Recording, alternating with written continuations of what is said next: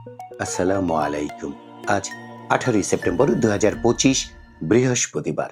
আজকের প্রধান প্রধান খবর নিয়ে উপস্থিত হয়েছি আমি আনোয়ার বাবু। প্রথমবারের মতো এবার পোস্টাল ব্যালটের মাধ্যমে ভোটাধিকার প্রয়োগের সুযোগ পাচ্ছেন প্রবাসী বাংলাদেশিরা। তবে এনআইডি লক থাকায় এই সুযোগ পাবেন না ছাত্র জনতার অভ্যুত্থানে ক্ষমতাচ্যুত শেখ হাসিনা ও তার পরিবারের সদস্যরা। এছাড়াও যেসব প্রবাসীর এনআইডি লক আছে তারা কেউই পোস্টাল ব্যালটে ভোট দিতে পারবেন না। গতকাল বুধবার বিষয়টি নিশ্চিত করেছেন নির্বাচন কমিশনের সচিব আক্তার আহমেদ। পূবালী ব্যাংকের পর এবার অগ্রণী ব্যাংকে থাকা সাবেক প্রধানমন্ত্রী শেখ হাসিনার দুটি লকার জব্দ করেছে জাতীয় রাজস্ব বোর্ডের কেন্দ্রীয় গোয়েন্দা সেল। গতকাল বুধবার গোপন খবরের ভিত্তিতে লকার দুটি জব্দ করা হয়। বিশেষজ্ঞদের থেকে পাওয়া মতামত অনুযায়ী জুলাই সনদের সংবিধান সংশ্লিষ্ট সুপারিশগুলো কার্যকর করতে সরকারের কাছে একটি সংবিধান আদেশ জারি করার সুপারিশ উপস্থাপন করতে পারে জাতীয় ঐকমত্য কমিশন। গতকাল বুধবার জুলাই জাতীয় সনদ বাস্তবায়নের উপায় নিয়ে রাজনৈতিক দলগুলোর সঙ্গে ঐকমত্য কমিশনের তৃতীয় দিনের আলোচনা শেষে সাংবাদিকদের একথা বলেছেন কমিশনের সহসভাপতি অধ্যাপক আলী রিয়াজ। চট্টগ্রামের কর্ণফুলী উপজেলায় নিষিদ্ধ ঘোষিত দলের লোকজনকে বাসা ভাড়া না দেওয়ার জন্য থানা পুলিশের পক্ষ থেকে মাইকিং করা হয়েছে। গতকাল বুধবার বিকেলে কর্ণফুলী থানার পক্ষ থেকে মজ্জারটেক এলাকায় এই মাইকিং করা হয়। সামাজিক যোগাযোগ মাধ্যম ফেসবুকে এ ধরনের একটি ভিডিও ছড়িয়ে পড়েছে। রাজধানীর ঢাকায় অত্যাধুনিক ভিসা আবেদন কেন্দ্র চালু করেছে ফ্রান্স। স্বল্প ও দীর্ঘমেয়াদী ভিসা প্রার্থী বাংলাদেশি আবেদনকারীদের উন্নত সেবা দেওয়ার জন্য আবেদন কেন্দ্রটি চালু করা হয়েছে। জাতিসংঘ সাধারণ পরিষদের অধিবেশনে যোগ দিতে 21শে সেপ্টেম্বর দিবাগত রাতে নিউ ইয়র্কের উদ্দেশ্যে ঢাকা ছাড়বেন প্রধান উপদেষ্টা অধ্যাপক ডক্টর মোহাম্মদ ইউনূস। তার সফরসঙ্গী হিসেবে যাবেন 4 জন রাজনীতিবিদ। তারা হলেন বিএনপির মহাসচিব মির্জা ফখরুল ইসলাম আলমগীর, জামাতে ইসলামীর নায়েবে আমির সৈয়দ আবদুল্লাহ মোহাম্মদ তাহের, জাতীয় নাগরিক পার্টি এনসিপির সদস্য সচিব আক্তার হোসেন এবং বিএনপির ভারপ্রাপ্ত চেয়ারম্যান তারেক রহমানের পররাষ্ট্র বিষয়ক উপদেষ্টা হুমায়ুন কবির। জুলাই গণ অভ্যুত্থানে শহীদ না হয়েও প্রজ্ঞাপনে নাম এসেছে। প্রথম আলোর এক প্রতিবেদনে প্রকাশিত এমন 52 জনের তথ্য পুনরায় যাচাই করবে মুক্তিযুদ্ধ বিষয়ক মন্ত্রণালয়। এ বিষয়ে তথ্য যাচাই করতে গত মঙ্গলবার সব বিভাগীয় কমিশনার ও জেলা প্রশাসকদের চিঠি দিয়েছে মন্ত্রণালয়। চিঠি পাওয়ার 3 কার্য দিবসের মধ্যে চিঠির জবাব দিতে বলা হয়েছে। ফরিদপুরের সদরপুর উপজেলায় মাত্র 10 টাকা ইলিশ মাছ দেওয়ার ঘোষণা দিয়েছিলেন রায়হান জামিল নামের এক ব্যক্তি, কিন্তু বিতরণের জন্য যে পরিমাণ মাছ তিনি এনেছিলেন তার থেকে লোক সংখ্যা কয়েক গুণ বেশি হয়। সবাইকে মাছ দিতে না পেরে জনতার বিক্ষোভের মুখে কোনো রকমে এলাকা ছাড়েন তিনি। গতকাল বুধবার বেলা 11টার দিকে ফরিদপুরের সদরপুর উপজেলার বিশ্ব জাকের মঞ্জিল সরকারি উচ্চ বিদ্যালয় মাঠে এ ঘটনা ঘটে। তিনি ভাঙ্গা সদরপুর ও চর ভদ্রাসন উপজেলা নিয়ে গঠিত ফরিদপুর 4 আসনের একজন স্বতন্ত্র সংসদ সদস্য প্রার্থী হিসেবে এলাকায় তৎপরতা চালাচ্ছিলেন। এরই অংশ হিসেবে জনগণের মন জয় করার জন্য তিনি 10 টাকায় ইলিশ মাছ বিক্রির উদ্যোগ নিয়েছিলেন। রায়হান জামিল ভাসানচর ইউনিয়ন পরিষদ এলাকায় পৌঁছলে ক্ষুব্ধ জনতা তার গাড়ি আটক করে। পরিস্থিতি উত্তপ্ত হয়ে উঠলে স্থানীয় লোকজনের সহায়তায় কোনো মতে তিনি সেখান থেকে প্রাণে রক্ষা পান। নির্বাচনের হাওয়া বইতে শুরু করায় বিভিন্ন রাজনৈতিক দল কিছুদিন ধরেই নির্বাচনের আগে পরের জোটের চুলচেরা হিসাবে ব্যস্ত। এমন আবহে একীভূত হওয়ার চিন্তা করছে তরুণ নেতৃত্বাধীন 2 দল, জাতীয় নাগরিক পার্টি এনসিপি ও গণ অধিকার পরিষদ। রাজনীতির মাঠে তারুণ্যের শক্তিকে এক করে একটি শক্তিশালী অবস্থান গড়তেই এই পরিকল্পনা চলছে বলে জানিয়েছেন 2 দলের একাধিক নেতা। তবে তাদের ভাষ্য, এ নিয়ে এখনো কোনো আনুষ্ঠানিক সিদ্ধান্ত হয়নি। একীভূত হওয়ার এই প্রক্রিয়ায় আপ বাংলাদেশ সহ আরও কয়েকটি রাজনৈতিক প্ল্যাটফর্ম এবং দলও যুক্ত হতে পারে।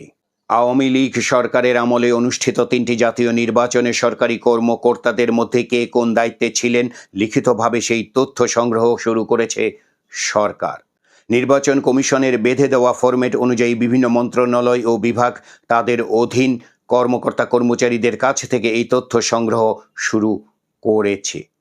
শ্রম মন্ত্রণালয়ের একজন কর্মকর্তা বলেন, ফরম্যাট অনুযায়ী কর্মচারীরা সব তথ্য পূরণ করছেন না। তবে গত 3 নির্বাচনে যারা দায়িত্বে ছিলেন তারা নির্বাচনে দায়িত্ব পালনের অভিজ্ঞতা রয়েছে শীর্ষক কলামটি পূরণ করছেন। নানা কারণে অনেকেই সব তথ্য পূরণ করছেন না।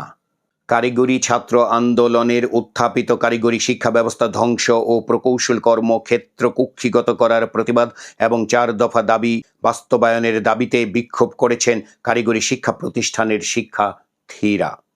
গতকাল বুধবার রাজধানীর তেজগাঁওয়ের 7 রাস্তা মোড় অবরোধ সহ সারা দেশের গুরুত্বপূর্ণ শহরগুলোয় এই কর্মসূচি পালন করেন তারা।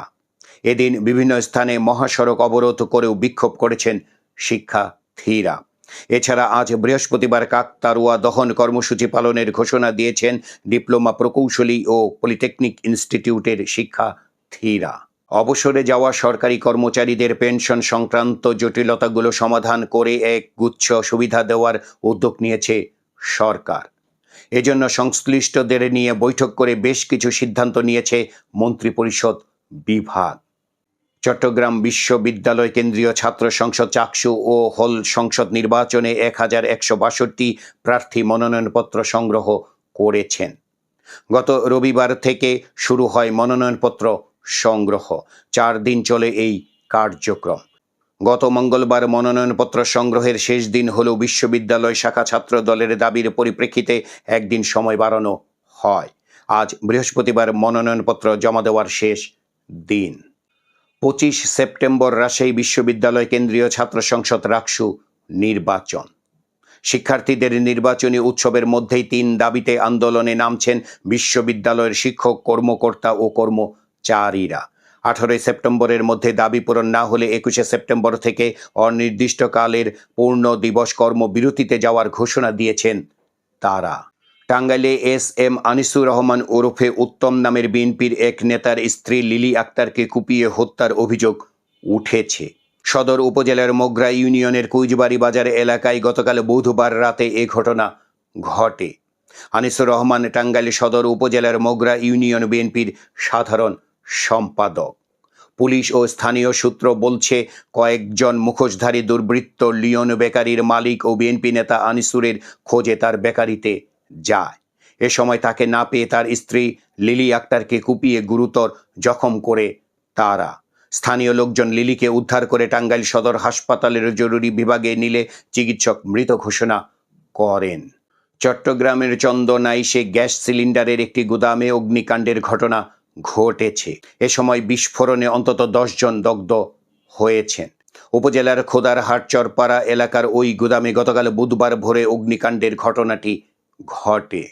রাজধানীর কোনো থানা এলাকায় কার্যক্রম নিষিদ্ধ, আওয়ামী লীগের ঝটিকা মিছিল হলে জবাবদিহি করতে হবে সেই থানার ভারপ্রাপ্ত কর্মকর্তা সহ পরিদর্শক পদমর্যাদার কর্মকর্তাদের।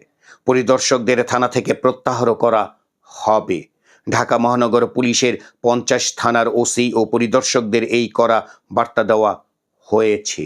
বাগেরহাটে 4টি সংসদীয় আসন বহাল রাখার দাবিতে দ্বিতীয় দিনের মতো জেলা নির্বাচন অফিস ঘেরাও করেছে সর্বদলীয় সম্মিলিত কমিটি। গতকাল বুধবার সকাল 9টা থেকে নেতাকর্মীরা মিছিল নিয়ে জেলা নির্বাচন কর্মকর্তার কার্যালয়ের সামনে অবস্থান নেন এবং অফিসের প্রধান ফটক ঘিরে রাখেন। কর্মসূচি চলে বেলা 1টা পর্যন্ত। এর আগে দুর্গাপূজা ও সাধারণ মানুষের দুর্ভোগের কথা বিবেচনা করে সর্বদলীয় সম্মিলিত কমিটি হরতাল কর্মসূচি স্থগিত করেছে। তবে নেতারা জানান, দাবি পূরণ না হওয়া পর্যন্ত আইনি লড়াইয়ের পাশাপাশি রাজপথের আন্দোলনও চলবে।